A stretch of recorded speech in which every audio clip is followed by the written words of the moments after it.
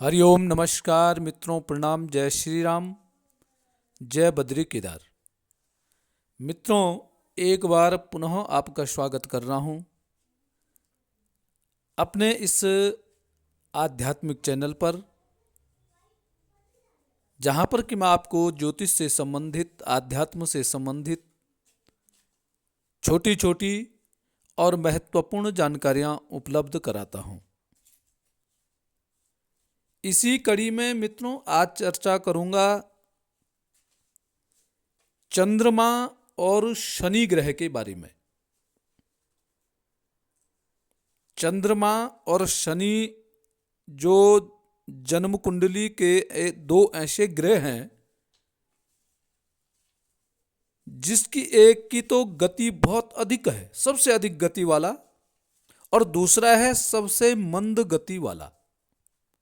अब इन दोनों के फलों में कितना अंतर आता है, उसके बारे में आज मैं आपको सूक्ष्म जानकारियां प्रस्तुत करूंगा। तो वीडियो प्रारंभ करूं इससे पहले आपसे आग्रह कि यदि आपने अभी तक चैनल को सब्सक्राइब नहीं किया है तो प्लीज चैनल को सब्सक्राइब जरूर करें, वीडियो को अंत तक देखें और यदि ठीक लगती है तो अन्य लोगों तक भी भेजें। इसके लिए वीडियो को शेयर करें और मित्रों लाइक भी करें और कमेंट भी अवश्य करें। मित्रों, जैसे कि पहले मैंने बताया है कि जन्म कुंडली के दो ऐसे ग्रह चंद्रमा और शनि, जहां चंद्रमा सबसे अधिक गतिमान होता है, सबसे जल्दी राशि परिवर्तन करता है, सबसे तीव्र गति से राशि परिवर्तन करता है, ठीक उसका उल्टा शनि ग्रह है। शनि ग्रह सबसे मंद गति से सबसे अधिक एक राशि में विराजमान रहने वाला ग्रह है शनि। अब शनि और चंद्रमा, इन दोनों के फलादेश मैं आपको बताऊंगा।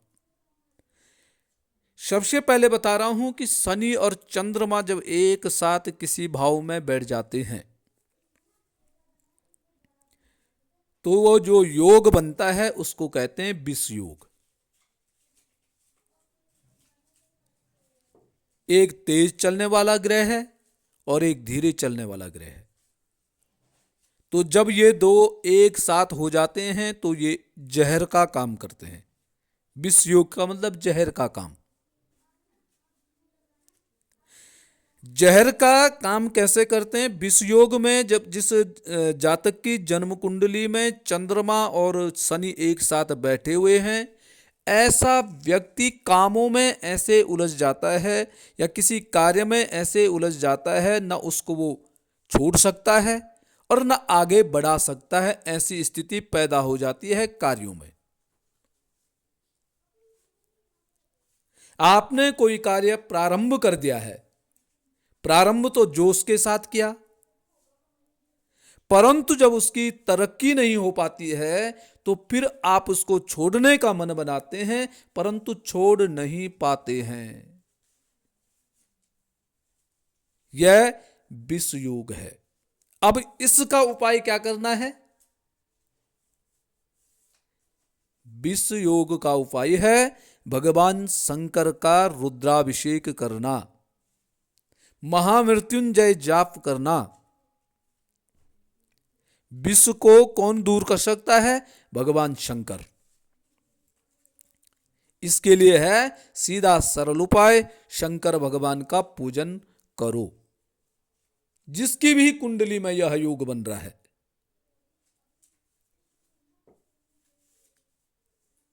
शनि और चंद्रमा एक साथ है, कार्यों में आपकी बाधाएं उत्पन्न हो रही हैं, आप किसी कार्य को प्रारंभ करते हैं जो उसके साथ और वह कार्य पूरा नहीं हो पा रहा है, तो मित्रों जन्म कुंडली देखिए, कहीं विष योग तो नहीं बन रहा है।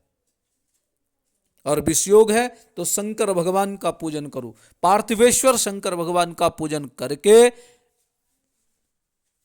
निश्चित ही आप सफल हो जाएंगे। ये तो चंद्रमा और शनि के योग का फल था। अब आपको मैं बताता हूं चंद्रमा और शनि का अलग अलग फल। चंद्रमा क्या कहा मैंने, ये गतिमान ग्रह है, सबसे अधिक तेज चलने वाला ग्रह है चंद्रमा। चंद्रमा अब आपकी कुंडली में कौन से भाव में बैठा हुआ है ये देखिए। मित्रों, चंद्रमा जिस भाव में बैठता है और यदि उस पे शत्रु राशि की, शत्रु ग्रह की दृष्टि पड़ रही है, चंद्रमा ठीक स्थिति में नहीं है, तो ऐसा चंद्रमा व्यक्ति को चंचल बनाता है, व्यक्ति को हमेशा परेशान करता है, मन में उलझने पैदा करता है। गतिमान ग्रह है तो गतिमान ग्रह का मतलब क्या है, किसी कार्य के बारे में प्लान बनाएगा और शीघ्रता से यदि उस पर काम नहीं किया तो वो प्लान खत्म हो जाएगा। ये सीधा सरल है चंद्रमा का। आप योजना बना रहे हैं तो वो योजना यदि आपने शीघ्र से चालू नहीं की, शुरू नहीं की, तो वो योजना धराशायी हो जाएगी, खत्म हो जाएगी। क्यों? क्योंकि चंद्रमा एक सा ही ग्रह है। अभी प्लान बनाया और यदि कार्य नहीं किया तो समाप्त कब हुआ आपको पता भी नहीं चलेगा। चंद्रमा के लिए है समय का ध्यान रखना। जिन व्यक्तियों का चंद्रमा खराब स्थिति में है, चंद्रमा ठीक स्थिति में नहीं है, तो उन व्यक्तियों को समय का बहुत ध्यान देना पड़ेगा।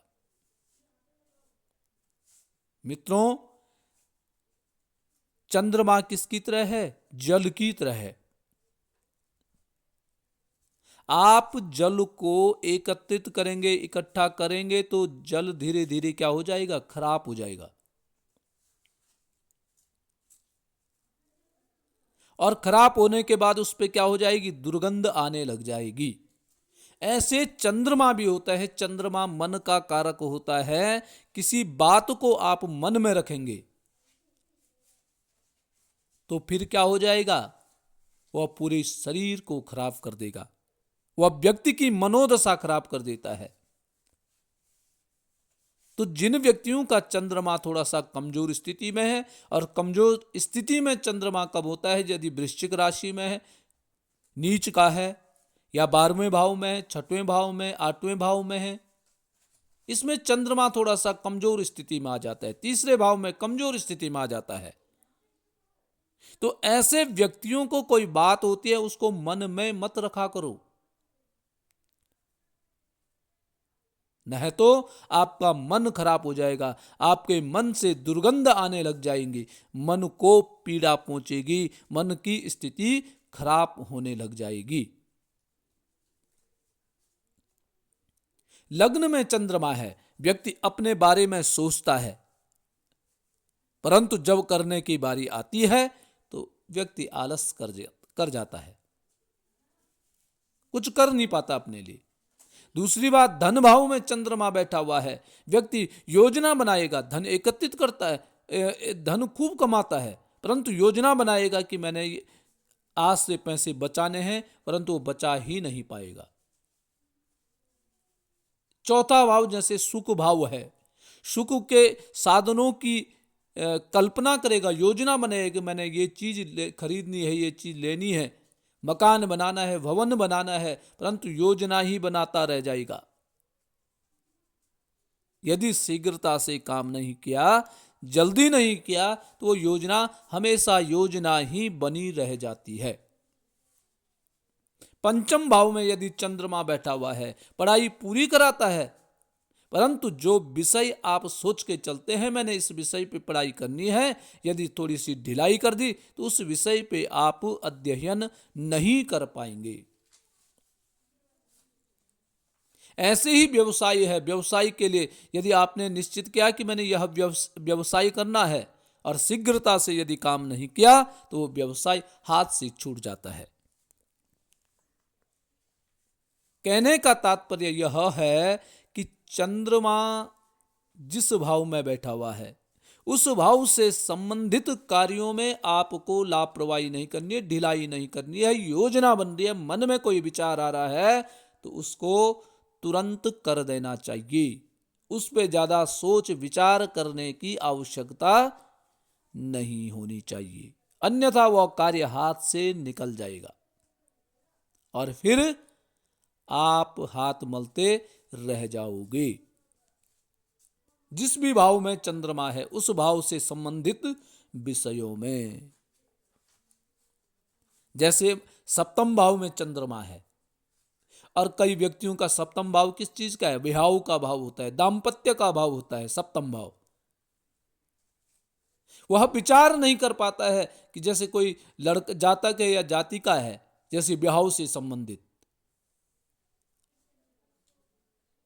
कि मैं विवाह करूं न करूं, करूं न करूं, और फिर धीरे धीरे ऐसा समय बीतता जाता है और फिर उसके विवाह में अड़चनें पैदा होने लग जाती हैं, विघ्न बाधाएं आने लग जाती हैं। यह है चंद्रमा का। अब बात करते हैं शनि की। शनि को क्या कहा? मंद गति से चलने वाला, धीरे धीरे चलता है और पता भी नहीं चल रहा है कि चल रहा है कि नहीं चल रहा है। यह है शनि की स्थिति।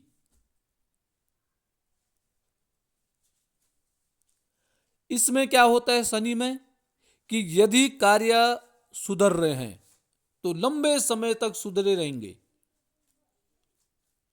और यदि कार्य बिगड़ गया है तो लंबे समय तक बिगड़ते ही रह जाएंगे। कोई रोग इत्यादि लंबे समय तक लग गया है तो बहुत लंबा जाएगा। शनि का क्या है? सुख भी लंबा और दुख भी लंबा देने वाला होता है। अब किसी भाव के अनुसार आपका जन्म कुंडली में ये देखिए कि शनि कौन से भाव में बैठा हुआ है, उस भाव से संबंधित कार्यों में इसी प्रकार का होगा। अब जैसे अष्टम भाव है, शनि का भाव है अष्टम भाव, तो अष्टम भाव में शनि अच्छा फल देता है। उम्र क्या देगा? लंबी। और कोई बीमारी लगी तो बीमारी भी क्या होगी? लंबी। ऐसे व्यक्ति को अब अक्सर आप देखेंगे, आप प्रयोग करके देखना, कई व्यक्ति क्या होते हैं लंबी बीमारी और उम्र भी लंबी उनकी हो जाती पर बीमारी भी उनकी लंबी चल जाती है। आप जब से देखते होंगे तब से बोलते हैं कि मुझे ये दर्द हो रहा है, खाना नहीं पच रहा है, ये है वो है, परंतु उम्र उनकी लंबी होती है। तो ये काम कराता है शनि। क्यों? क्योंकि यह स्वयं ही शनि को पता नहीं चलता है कि ये स्थिर एक जगह है कि चल रहा है। तो शनि जिस भी भाव में है, जैसे चतुर्थ भाव में, सुख भाव में यदि शनि बैठ गया है तो ऐसे व्यक्ति जो विचार करता है तो लंबे विचार, बहुत आगे पहुंच जाता है। कहां? केवल विचारों में लंबा सोचने वाला ऐसा व्यक्ति हो जाता है और कार्य करते करते बहुत देर लगती है। कर्म क्षेत्र, कर्म क्षेत्र कौन सा है? 10वां। यदि इस कर्म क्षेत्र में शनि बैठा हुआ है तो ऐसा व्यक्ति का कर्म नहीं, वैसे कर्म क्षेत्र का जो शनि होता है वो अच्छा फल देता है, अच्छा होता है। 10वें भाव में शनि अच्छा फल देता है, नौकरी आपकी अच्छी होगी, परंतु जैसे प्रमोशन में पदोन्नति है उसमें बहुत देर लग जाना। शनि व्यक्ति को तरसाता है, बहुत लंबा खींच देता है व्यक्ति को। कोई धैर्यवान व्यक्ति है वह तो सह लेता है, परंतु जिस व्यक्ति में धैर्य नहीं है वह कार्य को छोड़ देता है। तो मित्रों, किन्हीं कार्यों में यदि अड़चने आ रही हैं शनि ग्रह की वजह से, तो आपको कार्य को छोड़ना नहीं है, उस कार्य को सदैव करते रहिए। आप इंतजार करेंगे तो आपको लाभ की प्राप्ति अवश्य होगी। 100% आपको लाभ होगा, शनि आपको जरूर देगा। शनि हमेशा उस व्यक्ति को देता है जो नियम से चलता है, जिसने इंतजार किया है, जिसमें धैर्य है। धैर्यवान व्यक्ति को शनि ही उन्नति देता है, उन्नति करवाता है।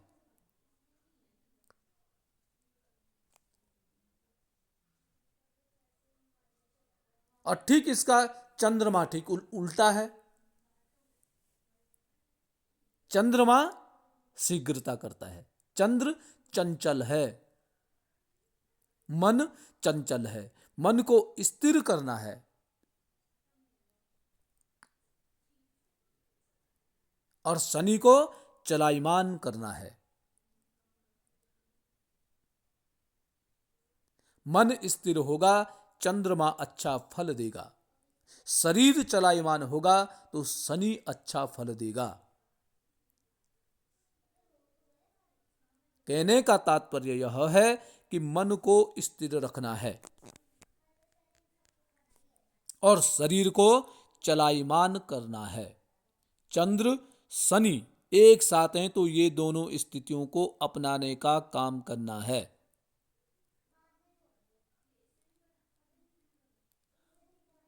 और इसका सीधा सरल उपाय क्या है? शंकर भगवान की पूजा। शंकर भगवान की पूजा मन को एकाग्र करने के लिए की जाती है।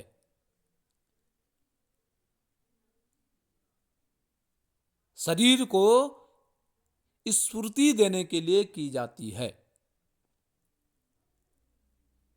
आप चंद्रमा का जहां भी कुंडली में चंद्रमा बैठा हुआ है, उस भाव का स्वयं निरीक्षण भी आप स्वयं भी कर सकते हैं। आप देखिए आपका चंद्रमा कौन से भाव में बैठा हुआ है।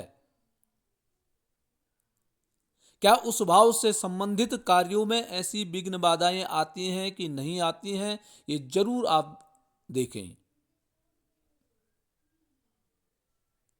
और आती हैं तो उसके लिए सबसे पहले यही उपाय करना आपने कि जो विचार मन में आ रहा है उसको स्वयं तुरंत कर लो। उसमें बहुत अधिक विचार करने की आवश्यकता है ही नहीं। उसमें बहुत अधिक सोचने की आवश्यकता ही नहीं है। जितना अधिक आप सोचेंगे, जितना अधिक आप, जब तक आप विचार करते रहेंगे, जब तक आप सोचते रहेंगे, तब तक वो कार्य की अवधि समाप्त हो जाएगी।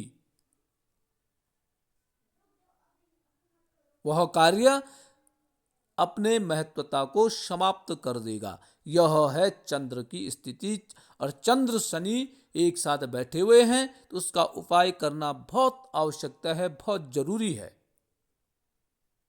पार्थवेश्वर शिव जी की पूजा करें या आप स्वयं भी महामृत्युंजय जप करें। ओम नमः शिवाय का जप आप स्वयं भी कर सकते हैं। तो मित्रों, ये थे सबसे धीमी गति वाले ग्रह चंद्रमा के। वो सबसे तेज गतिमान ग्रह चंद्रमा और जो सबसे मंद गति चलने वाला ग्रह शनि, इन दोनों की स्थिति के बारे में। और अब कल पुनः किसी नई जानकारी के साथ आपके सामने पुनः प्रस्तुत होऊंगा, पुनः विचार रखूंगा। तब तक के लिए नमस्कार, प्रणाम, जय श्री राम, जय बद्री केदार, जय हनुमान। मित्रों, पुनः आपसे अंत में आग्रह है कि चैनल को सब्सक्राइब जरूर करें। वीडियो को अन्य लोगों तक पहुंचाने के लिए शेयर भी करें, अन्य लोगों तक भी भेजें और साथ साथ में मित्रों लाइक भी करें, कमेंट भी अवश्य करें और कमेंट के द्वारा जरूर बताएं कि आपको यह कार्यक्रम कैसी लगता है।